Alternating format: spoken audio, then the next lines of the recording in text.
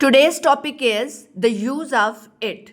Let me explain firstly that this explanation is for the students of from grade 1 to grade 5. So I try to explain that in a very easy way. On the screen you can see that there is a worksheet, and with the help of different images we would try to elaborate that. You can see that this is a chair. This is a chair image, and this is a rubber, this is a bag, this is a scale, this is a pencil, this is a book, and there are many more things. Now, if this is a chair, I can see that is it a chair? Is it a chair? In the response, when I would reply, then I would say yes, it is. Mean जब मैं जवाब दूंगी तो मैं दोबारा से ये नहीं कहूँगी कि yes, it is a chair.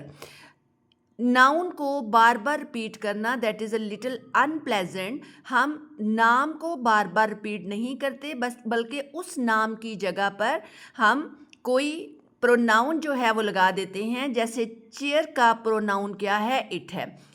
अब आप देखिए थोड़ा सा, चूंकि आपका इंटरेस्ट लेवल जो है वो बिल्ड हो गया इमेजेस के ज़रिए, तो मैं आपको इसकी प्रॉपर डेफिनेशन पे लेके चलती हूँ. डेफिनेशन क्या है इट की? It is a small word we use for one thing. It एक ऐसा लफ्ज़ है जो कि हम एक चीज़ को जाहिर करने के लिए इस्तेमाल करते हैं. इट एक ऐसा लफ्ज़ है जो हम एक चीज़ को जाहिर करने के लिए इस्तेमाल करते हैं. फिर हम देखते हैं कि इट जो है किस किस चीज़ को जाहिर करने के लिए और किस किस पर्पज़ में इस्तेमाल होता है. इट को प्रोनाउन के तौर पे भी इस्तेमाल करते हैं. इट को एनिमल्स और थिंग्स को जाहिर करने के लिए भी इस्तेमाल करते हैं. इट को वेदर को शो करने के लिए भी इस्तेमाल करते हैं और इट को टाइम को शो करने के लिए भी इस्तेमाल करते हैं. अब हम वन बाय वन जो है वो इसका पर्पस पढ़ेंगे. पहले ये एक छोटी सी असाइनमेंट है, ये आप मेरे साथ करें. जैसे this is a ball, first sentence हमारा हो गया दिस इज़ अ बॉल. अब बॉल जो है वो एक नाउन है, लेकिन जब मैं अगला सेंटेंस लिखूंगी तो मैं बॉल की बजाय मैं इसके लिए इट यूज़ करूंगी. मैं ये नहीं कहूंगी कि this is a ball, the ball is red. No, दोबारा बॉल नहीं यूज़ करना. आप कहेंगे दिस इज़ अ बॉल. आपने उसका नाम बता दिया ना एक दफ़ा, आपको बार बार उसका नेम बताने की ज़रूरत नहीं है. This is a ball, it is red. ठीक है, ये इट जो है ये किसके बिहाफ पे आया है? ये बॉल के बिहाफ पे. लिहाजा इट को ग्रामेटिकली प्रोनाउन कहते हैं. ये हमारा नाउन है, बॉल हमारा नाउन है. और प्रोनाउन क्या होता है? जो असल नाम की जगह इस्तेमाल हो उसे प्रोनाउन कहते हैं. लिहाजा इट को प्रोनाउन के तौर पे मैं यूज़ करूँगी. आगे देखें, आई see a cat, I see a cat. अब जो कैट है ये क्या है? नाउन है. जब मैं नेक्स्ट सेंटेंस बोलूँगी तो मैं कहूँगी कि इट इज़ स्मॉल. ठीक है, तो कैट जो है, कैट की बजाय मैंने कैट का नाम मेंशन करने की बजाय नेक्स्ट सेंटेंस में मैंने क्या कहा? इट. It is small. फिर मैंने कहा द बुक इज़ न्यू. यहाँ पे नेम क्या है इस थिंग का? Book. The book is new. अब नेक्स्ट सेंटेंस में मैं बुक नहीं कहूँगी, बल्कि बुक की बजाय मैं क्या यूज़ करूँगी? It. It is on the table. फिर I have a pencil. Pencil जो है ये एक नाउन है. ठीक है, तो जब मैं नेक्स्ट सेंटेंस लिखूंगी I would write that down it. It किसके बिहाफ पे मैंने किया? पेंसिल के बिहाफ पे. पहले उसका नाम था पेंसिल, अब पेंसिल का नाम मैंने चेंज करके यहाँ पे क्या रख दिया? It. It is sharp. The dog is sleeping. It is tired. अब आप मुझे बताइए कि असल नाम क्या था? डॉग. और उसके लिए मैंने नेक्स्ट क्या यूज़ किया? It. This chair is broken. असल नाम क्या था? एक्चुअल नेम क्या था? चेयर. लेकिन नेक्स्ट सेंटेंस में फुल स्टॉप के बाद उसके लिए मैंने क्या नेम यूज़ किया? इट. ठीक है, तो आई थिंक यहाँ तक आपको क्लियर है. अब यहाँ पे देखते हैं कि इट जो है टाइम को शो करने के लिए भी इस्तेमाल होता है. मसलन मैं लिखती हूँ इट इज़. ये देखें, you can see the clock. Small hand कहाँ है और बिग हैंड कहाँ है? ये देखिए, अभी हमारा जो स्मॉल हैंड है ये जो है वो 2 पे, और बिग हैंड अगर 12 पे है तो I would say it is sharp 12. It is 12 o'clock. यानी जब भी आपने टाइम बताना है तो टाइम बताने के लिए आप क्या करेंगे? इट से सेंटेंस शुरू करेंगे. टाइम बताने के लिए इट से सेंटेंस शुरू करते हैं। बच्चों, मैं आपको बता रही हूँ कि इट को हम कहाँ कहाँ यूज़ करते हैं।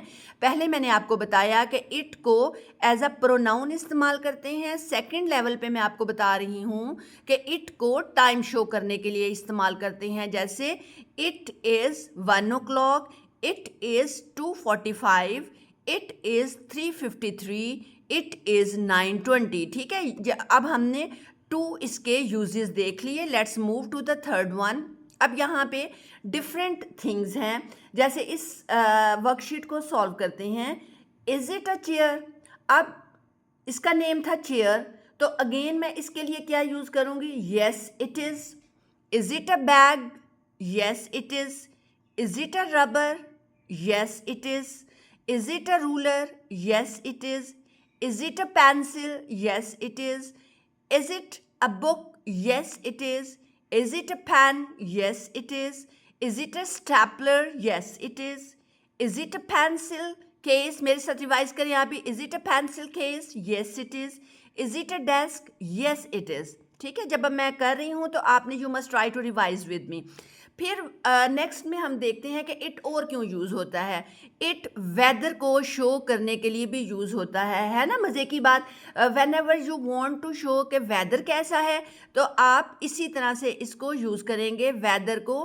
कि जैसे आज क्या है, आज ना बहुत बाहर धुंध है, तो मैं कहूँगी इट इज़ फोगी। देखिए ना, सेंटेंस मैंने किससे स्टार्ट किया? इट से। ठीक है, इट से मैंने सेंटेंस स्टार्ट कर लिया। I would say it is cloudy, it is snowy, it is windy, it is sunny, it is rainy। ठीक है, तो होप सो ये देखें, it is rainy, it is windy, it is snowy, it is foggy, it is misty, इस तरह से। तो हमने नेक्स्ट यूज़ इट का क्या किया कि वेदर को शो करने के लिए भी हम इट का इस्तेमाल करते हैं। अब ये एक आगे वर्कशीट है।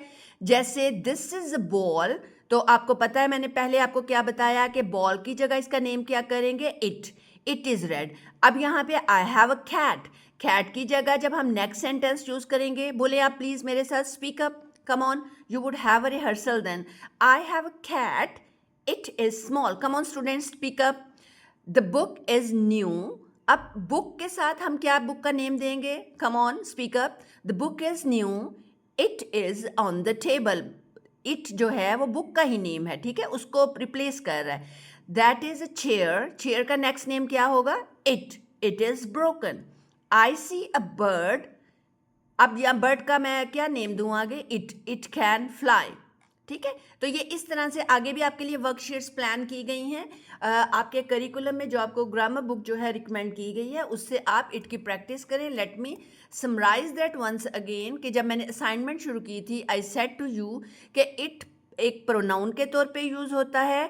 It is used to show things and animals. ठीक है, it is showing weather, weather को हम बताने के लिए इट से सेंटेंस स्टार्ट करते हैं, और टाइम बताने के लिए भी इट से सेंटेंस स्टार्ट करते हैं।